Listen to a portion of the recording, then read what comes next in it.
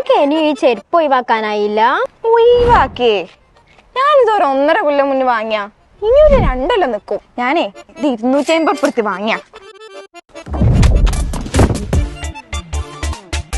ഇത് ഒട്ടിച്ച പിന്നൂത്തി എങ്ങനെയാലും ഒരുക്കി പോയിട്ട് കുറച്ച് തിരക്കുണ്ട്. നമുക്ക് വയനാട്ടിൽ നിന്ന് നേരെ ഊട്ടി പിടിച്ചാലോ?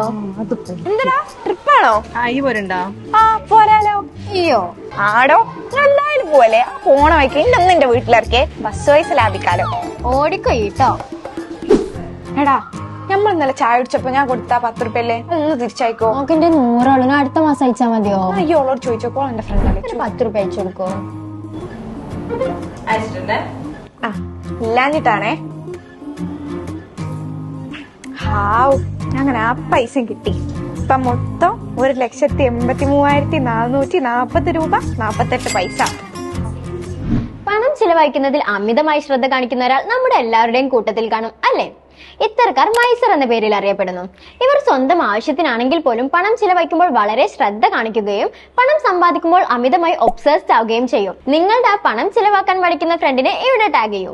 ഇനി ചോദിച്ച് പഠിക്കാം claps individual tuition. Claps Learn, your personal teacher.